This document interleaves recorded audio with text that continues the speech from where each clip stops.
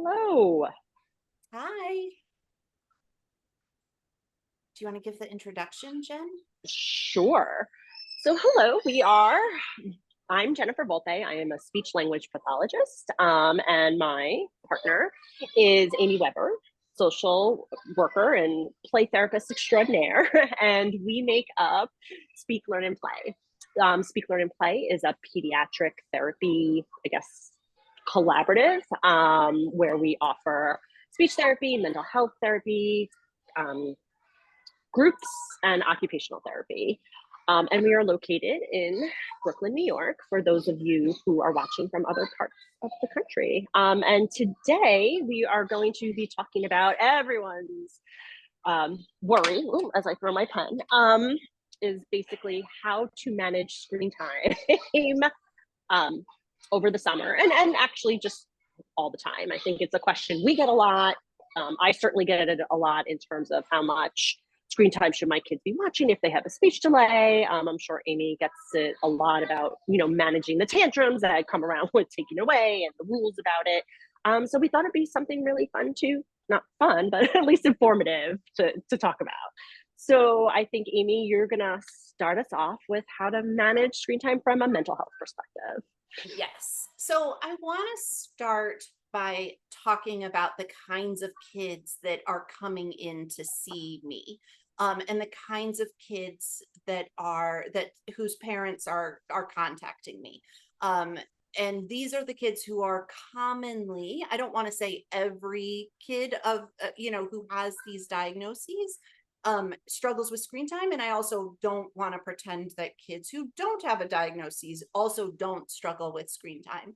But the kids that I'm thinking about when I think about managing screen time are those kids who are neurodivergent, which is ADHD, autism, learning disabilities, kids who are anxious, kids who have experienced trauma, and those kids who are considered demand avoidant, who really struggle with cooperating with any sort of demand or limit.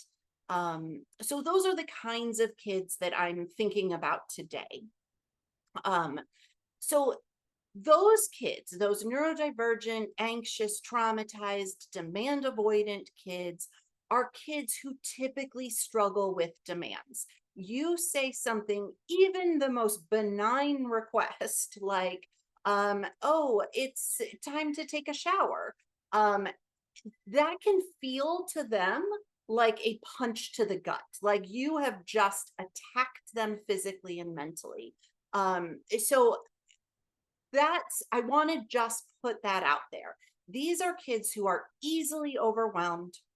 They find the world exhausting and they need a lot of rest and quiet time, particularly if they're going to school and they're managing somehow the demands of a school day, and then getting home.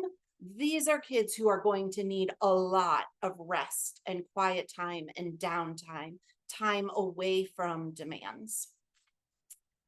When parents are coming up with their screen time rules, I find that as we talk about them, there are all kinds of shoulds. There's fresh air. My kid needs fresh air. They need exercise. They need to be out walking and running. They need to be socializing. Those are all things that can feel incredibly pointless to a child. So especially a demand avoidant child, they don't understand the need for those things. But there are all sorts of shoulds. There are also all sorts of shoulds that we can find on the internet about how much screen time is appropriate for each child's age. Those are like overarching best case scenario, and those guidelines might work for some families, and for other families they don't. And all of that can lead to parents feeling incredibly guilty and incredibly ashamed. The other thing that I think comes up a lot with parents is how different childhood looks now from our childhoods. I know I spent my childhood riding my bike out in my parents' neighborhood, They didn't know where I was. There was no phone tracking. We were out playing with the neighbors' kids in their backyards or at the nearby park, and we were out by ourselves. Um, that's totally different than childhood now, and it's definitely different than childhood in New York City. Um, Childhood now looks different than probably what we imagined our kids' childhood was going to look like. Whether it's, you know, when you found out you were having a baby, what you imagined their childhood was going to look like, or the rapid change in technology is very different. Um, but all of that, however you imagined your child's childhood was going to look. Some families were like, I thought we would be a screen-free family. I didn't think we would have screens in our home at all. So having the screens feels very different. It can also, childhood looks very different from other people. You go on Instagram, you go on Facebook, and what people are posting is very different than what's going on in your house. And that can also lead to a lot of shame and a lot of guilt um, as you're thinking about screen time rules. Um, I like to think about what purpose is screen time serving for your kid. Um, there is literally not one time that I leave my apartment that I don't see a person holding a phone or an iPad in front of their face. It is on the subway, it is walking down the street, it is sitting at the doctor's office, it is sitting in our waiting room. There's no place that there is not a screen present. So when your child has that screen in their hand, it makes them look and feel normal. It makes them look and feel like everyone around them. For a lot of kids, they already have phones. Young kids are, you know, they get their parents' old phone and they start, you know, they're bringing it to school. When your kid has that same thing, it makes them feel like everybody else. Um, there is a reduction of pressure when your child is on a screen. They feel a reduction in pressure. There's an opportunity there to pursue an interest. There's autonomy and agency in being able to play a video game. There's being good at something. And for so many of our kids, they don't feel good at anything. They've just spent all day or all week at school, which is a place where they don't feel successful. And now they're playing this video game and they're rocking it and they feel really good about themselves. They're making progress. It feels good to be good at something. It's interest led. It's also a tool of regulation.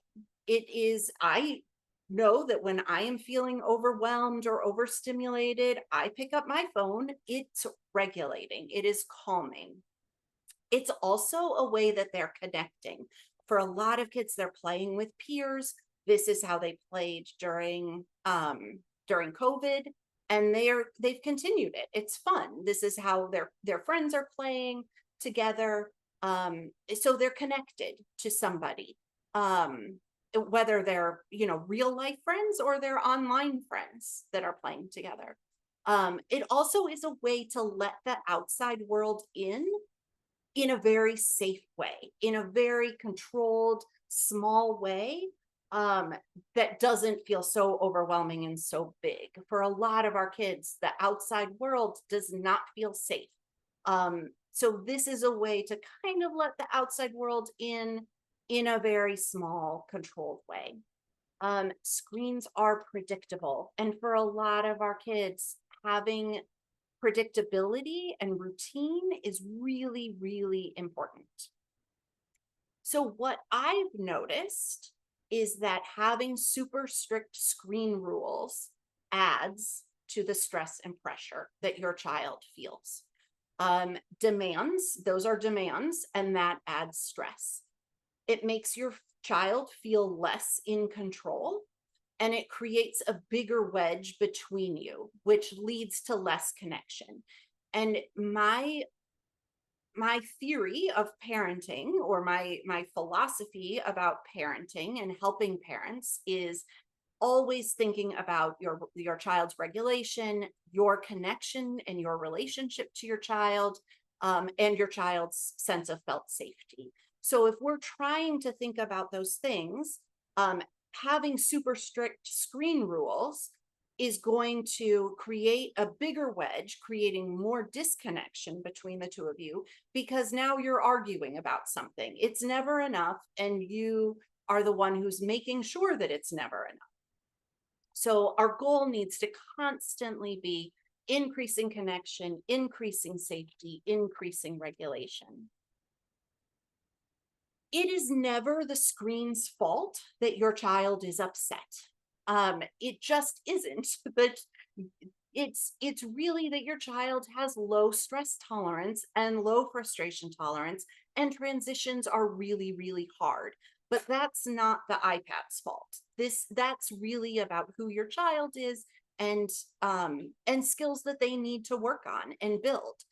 If you are not practicing those skills, they won't ever learn them.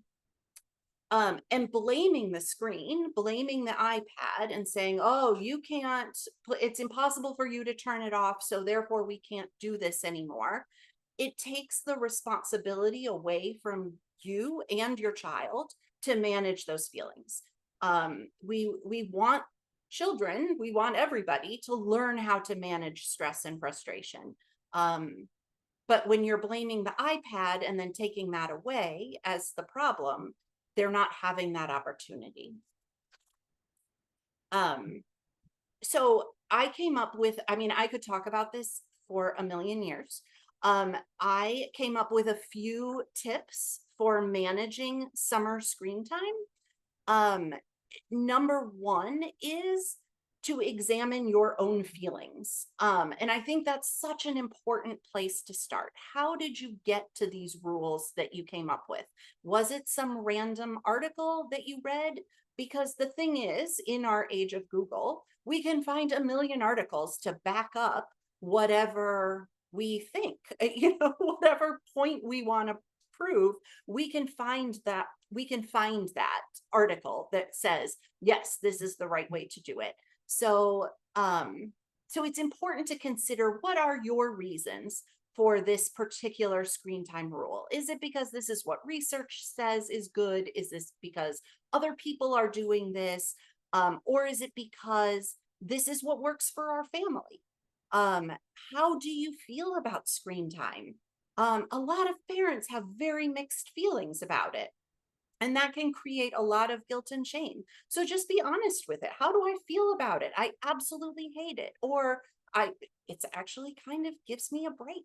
And I feel guilty saying that, but I kind of like it because of that.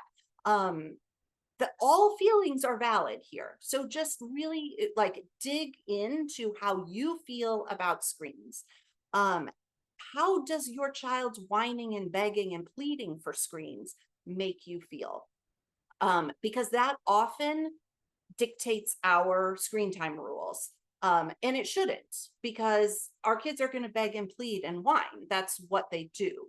And for some families, it's like, oh God, he's begging and pleading again, I've got to just give in. And for some families, it's, oh God, I can't tolerate this. I can't tolerate the whining and the begging. So I'm just going to say no across the board because I can't listen to it. So be honest about how that whining and begging makes you feel. And what is your motivation for putting limits in place right now? And I think that's important to consider. What is the point of these rules? Is it because you're really worried? Is it your own fear? A lot of families are like, well, if I don't put rules in place now, then when they're 35, they're down in the basement playing video games and not going to work. And that's a fear that we are that is not grounded in any kind of reality. That is a fear. And that's not necessarily a reason to have a strict screen time rule in place when your kid is 10 or 11. So I would say that's step one. Consider what your own feelings are. Step two is examining your child's ability to manage stress and frustration. How does your child handle demands? How does your child handle hearing the word no? Um, how does your child feel in the outside world? Is that a safe, connected, fun place for them? Or do they feel anxious and lonely and criticized and overwhelmed when they're in the outside world? And if that's how they're feeling in the outside world, then I think we have to consider that having some additional screen time is going to be helpful for them, because this is a way that they're socializing. This is a way for them to feel good about something, to feel safe somewhere, as opposed to just making the demand that we're going outside and that's it. Um, I think the next step would be having conversations with your child with the goal of collaborating and compromising. Um, Sometimes this can be really hard, because when does no mean no? And for some families, it's like absolutely at 8 o'clock, that's the cutoff point, because then we need to start getting ready for bed. And there's no way that they're going to get ready for bed if they've had screen time until that, right up until it's time to turn off the screens. For some kids, it's, once dinner time hits, then no more screens. It's really up to you about where you're going to draw the limit. Um, but then thinking with your child about the current rule. What does your child like about the rule? What do they feel like isn't working for them? For some families, they give 15 minutes, and that's not enough time to really get into the game. The rule that worked for this particular child when he was 5 or 6 is not a rule that continues to work for him when he's 11 or 12. So we need to constantly be reevaluating what the rules are, what's working about them, what's not working about them, and doing that with our child. Because doing it in a bubble where you're just making these decisions leads to more division. So really trying to understand your child's perspective on it, and figure out where there's room for compromise, I think is important. Um, I think the next step is to keep the focus on the feelings. When it is time to turn off the iPad, whether you are using a parental control that just shuts it off, which is a fantastic tool, I will say, or you are using, you are, sitting with them and talking with them about it. Um, they're going to have big feelings, and keeping the focus on those feelings, it is so upsetting that we have to turn it off. You really wish there was more time. I think that will help your child soothe through those big emotions in a better way than saying, well, that's it, we're never having iPad time again, or this is obviously you can't manage this much iPad time, so we're never doing it again. So I think really empathizing with them. You hate that this is the end of it. You loved playing that game. Can you tell me about the game? What were you enjoying about it? If your child is in a place where they can kind of answer that kind of question. Do you need a hug right now? Just offering a hug can really soothe your child. Do you need a drink of water? Do you want to, I'll go get a drink of water for you, or with you. Offering them tools to kind of help them soothe through these big feelings will get you a lot farther than these kind of really strict nuclear types of responses about screen time. And my last tip is really helping your child. And I would do this through modeling, because I think we all need to do it. Helping your child with their executive functioning skills to kind of plan and prioritize what are the must-dos today and what are the wants. And really sitting down. In my mind, my must-dos today are putting away the laundry, I need to go out for a run and I want to have time to watch a show. And then ask your child, what are your must do's and what are your wants today? And really listen to them and help them manage how they're going to make the time for it. It's some kids do really well to do all of their must do's and then do their wants afterwards. And that's great. And some people, not just kids, some people need to pair a must do and a want together. And I think that's also important to keep in mind, because depending on who your child is and what their personality is, we need to take that into consideration and figure out what does your kid need, what feels good to your child. And then set aside time to evaluate how it went. So some families will, like, it goes great on the first day and then the second day it all falls apart. I think it's really important to stick with it and say, okay, we'll try this for 2 weeks. We're going to try this for a week. We're going to try this for 2 weeks. We're going to try this for a month, and then see kind of where that takes us. And then what worked well for your child and what didn't work well for them, and what worked well for you and what didn't work well for you. But I think it's important to continue to have those conversations and not just give up immediately when it doesn't work, because we always want to be bringing this back to our kids and the collaboration and the compromise. So with that, I will turn it over to Jen. Thank you. I want to apologize in advance. I'm in the office and one of our office mates is running a camp this morning, or this week. So if you hear any kids screaming, yelling in the background, that is just the camp. And I think it's almost pickup time, so you're probably going to hear the phone ring. So I apologize in advance. But thank you. Actually, this was so helpful even for me as a parent. Like, I know a lot of these things, but kind of to hear it in that concise way and thinking about our feelings about it, and even the relationship that I have with my husband and how we also come together to sort of decide about parenting time, and do we have different views. When you were saying about the nuclear meltdowns, I think about that a lot, because that does happen in our house. And it's really, and I remember thinking, oh, I don't know, his behavior's changing with so much of the screen time, maybe we need to cut it out early. And I was like, no, he's actually just really tired.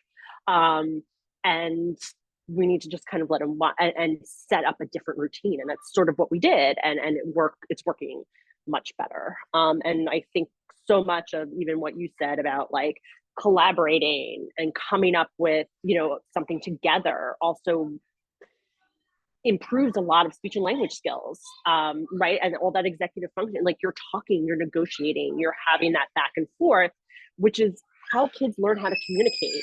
Sorry, as you can see, some of us have difficulties with all sorts of transitions. But yeah, no, I this was helpful for me, and from a speech and language standpoint too, the thought about doing it together with your child, and labeling, feeling, and using language to sort of get to what you both want, I think is a really important skill, and a skill that our kids need to learn. So from a speech and language point of view, I get this question a lot, because the kids that we see are often coming because they're a little language delayed, our infants, or they have dyslexia, so they're not reading, they're spending a lot of time on screens because that's how they get information.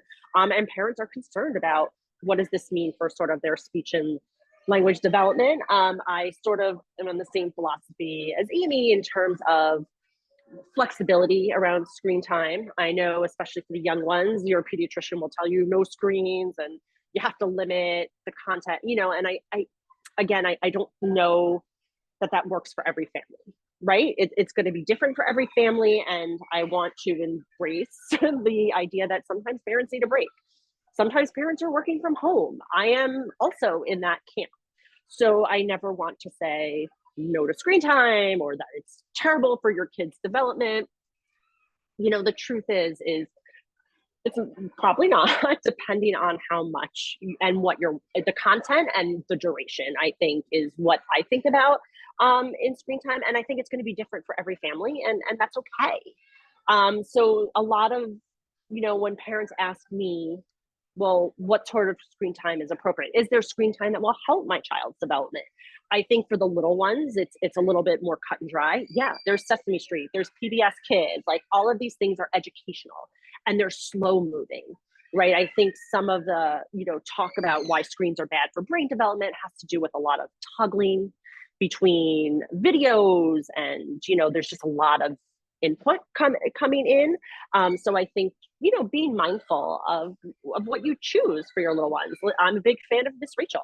My nephew, who has a speech delay, has learned some words and talking from Miss Rachel. So all for it. And the way, there are things about that I think are really helpful for kids. And I think if you're choosing screen time for young kids and who may have, language impairment, I think showing the content that you pick, showing characters or people back and forth and interacting, and like things like Daniel Tiger, all of those can be actually helpful because that's how kids learn. Kids learn from modeling interactions. And then again, in an ideal world, you would be watching this with your kids, which I think is probably it's what my pediatrician has said in terms of screen time, but that's not always realistic. But are there things that you could do maybe afterwards, and Amy brought up a few of them, asking about what they liked about a game. If you have older kids, right, if like my son plays chess online and he spends a lot of time doing chess puzzles, that is screen time, but it is something that's helping him develop a strategy and asking about, what did he learn today? What was his favorite thing that he learned? Did he learn a new move? How can you show me how to do that on the board? Even in speech therapy, sometimes we use screens in terms of watching wordless movies. There are so many great wordless movies in the handout. There's a ton, not movies, but short bit clips. There's questions, open-ended questions that you can ask your kids. What was the best part about that? Why did you like that character? So I think that is helpful. Same thing with movie trailers. If there's a movie coming out, you watch the trailer. Oh, what do you think about? Is this something we should go see? Should we collaborate? Why do you want to go see it? Why do you think it would be a good thing for our family to see? Will it be good for everyone? And then you can create conversations around screen time. It does not have to be screen time is something separate from our everyday life. If you do it right, I think that it can integrate well. So I think that's pretty much, from a speech and language standpoint, it's more about, again, talking to your kids about it and picking content that makes sense. There are also some hacks that, especially if you have an iPhone and general accessibility, where you can put on an app that you feel is great for your kid, and you can lock it so it only stays in that app. And they can't toggle between, or like try to get into YouTube, and then you don't really have an understanding of like the content that they're watching. So there are ways to sort of be flexible with it, but also impose limits. And your handout, I provided some of the apps that we like, that we use in my house, that sometimes we use even in our sessions, and then a lot of questions and conversation starters that you can have with your kids about what they've experienced with screen time. And I think with that, I know that we did have some people write in some questions about, who couldn't make it today to the live webinar, and I think they're in the chat. So the first one is a speech one, and it's, what are some signs that screen time is negatively affecting my child's speech and language development? It's a tough one, because speech and language development is so multifaceted. There is not just one thing that is going to make it better or make it worse, right? So, if your child is watching it, for hours and hours and hours a day, I would say that is probably not the best for their speech and language development. But really what you should be looking for is, not just the amount of language and what it's just, how are they using it? Are they using their language to communicate with you, to communicate with others? Are they using it to be interactive and a back and forth? If you find that that is decreased or is lacking, then maybe that would be a sign that, you know, we may have to make a shift in how we use screen time, not how we get rid of it altogether, but maybe how we use it, and how you use it at home. Next question. This one looks like it's for Amy, or both of us. So, what are the best ways to communicate with my child about the importance of managing screen time, which seems to go with the executive functioning piece you were talking about? Yeah, so I think that is a place where we need to model for kids. We need to model, ourselves, what is a healthy balance of screen time and no screen time. And a lot of parents were like, well, but I'm working from my phone, and that's legitimate. Um, your child's work, the work of childhood is play. So playing a game, whether it's a video game or a real game or playing with toys, is all important. And your child doesn't differentiate between your need to work versus their desire to play and their need to play. So I think part of it is modeling. Part of it, I think, is really talking to your child, talking with your child, not to, not at, but with. What role do you want screens to play in your life? What appeals to you about this game? Those kinds of questions, and not just asking them just to get through the questions, but really to seek understanding. We really want to understand and come from a place of understanding what our child is needing in that moment. And my guess is that for a lot of kids, they're needing regulation. And for some families, that can be given within the relationship, right? You have the time to sit with your child and play or read or sing or do a craft or grab the magnet tiles and build a fort. You have that kind of time. And for some families, they don't. And when you're saying, okay, you can have 30 minutes of screen time and then it's cut off, and your child doesn't have something to move on to, not something that you're thinking like, well, they could read, they could play by themselves. If your child doesn't have the capacity to do that, then I think we have to be honest about that and say, okay, my kid right now does not have the capacity to do that. Does that mean he'll never have the capacity to do that? No, we don't know. We don't know what the future will bring. But where your child is right now, in this moment, this is where he or she is. So we need to work within that and talk to our kids about who they are and what importance this screen has for them. What are they using it for? And really getting curious with our kids about that. I heard recently that it's much easier to add something in than to take away. So if you are currently at 4 hours of screen time and you're like, oh, well, we're going down to 1 hour, that's huge for a kid. That's a huge loss. It is much easier to say, okay, we're going to add in that you're going to play on the screen time while you're hanging upside down on the couch. We're going to play, you're going to do your screen while you're sitting on an exercise ball bouncing. Or you're going to take a walk to the mailbox and back with me together. We're just going to walk out to the corner and grab a snack for after dinner and then come back. Like adding in something is a much easier thing than taking away. So I would also think about, when you're talking to your child about managing screen time, I would also talk to them about what can we add in to their afternoon or weekend routine, rather than thinking about taking stuff away. Awesome. Yeah, and I think that answers sort of the next question, which is how can I ensure a smooth transition when reducing screen time, especially if my child is used to a lot of screen time. Adding things in. Adding things in. I would also say like if you are coming up on your hard and fast rule, like I am done with this screen, like it has got to be turned off because we're walking out the door, or we are sitting down at dinner, or it's time for bed. I would say that sitting down like 10 minutes before the screen needs to be turned off, I would say sitting down with your child and getting really interested in what they've been doing. What have you been building on Minecraft? Show me what you're up to. Show me what level you got to on this game. Um, Playing with, joining your child. You know, you can play Roblox together. So really getting curious, sitting next to them, and offering that connection can soften the transition. Is it going to take it away entirely? Absolutely not.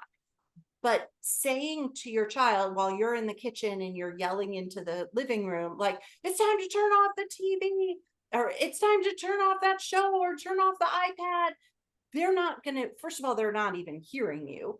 But they also, it doesn't give them a soft landing. So if you're thinking about how can I increase my child's connection when it's time to turn off this screen, that will make the landing a little bit easier, that transition. Yeah.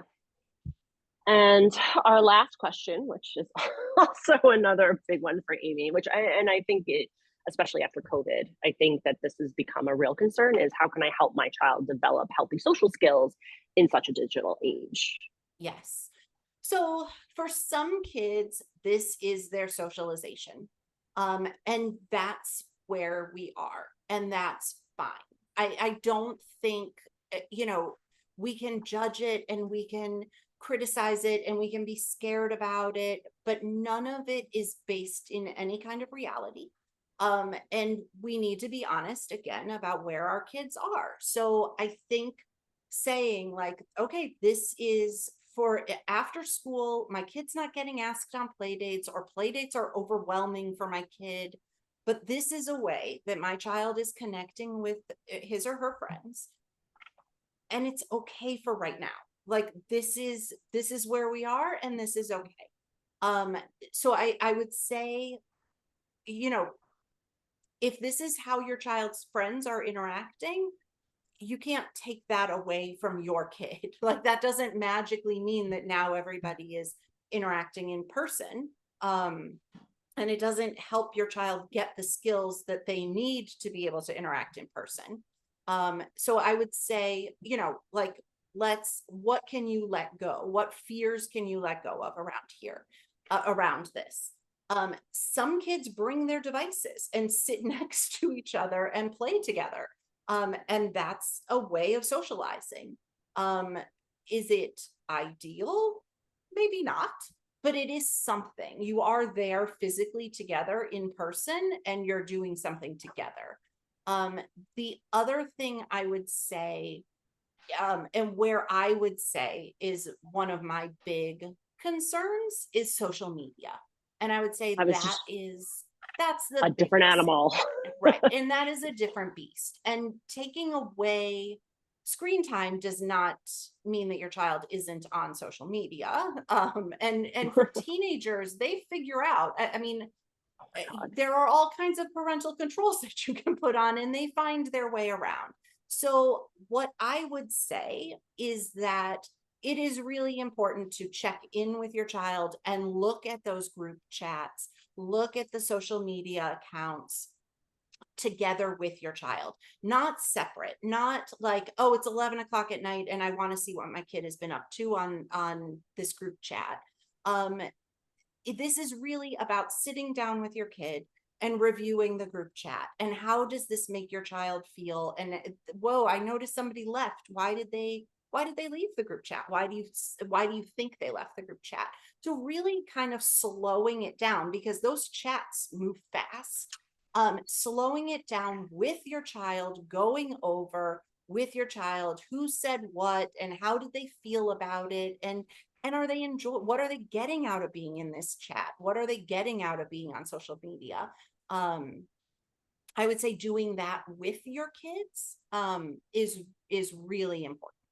And that will also help build social skills, because you're modeling for them what's appropriate and what's not appropriate, and helping them digest it in a way of like, because people are very brave in what they say online.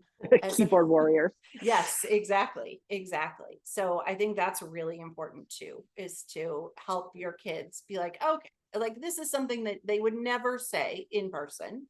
Why did they feel so brave to say it online? Yeah. No, I'm glad that you brought up the social media posts, because when I was thinking about screen, like I'm thinking about games and apps. I wasn't thinking about, I guess I guess it is screen time, but I kind of put that social media sometimes in a separate box, and I'm not sure that I should, but yeah, the social media challenges are real, and I am not looking forward to that piece as a parent. Yeah. Well, and But not all screen time is created equal, right? I yes, mean, yeah, YouTube during COVID, I was watching some YouTube videos with some kids on Zoom, as part of their session, and it was a slippery slope oh yeah, downhill into the dregs.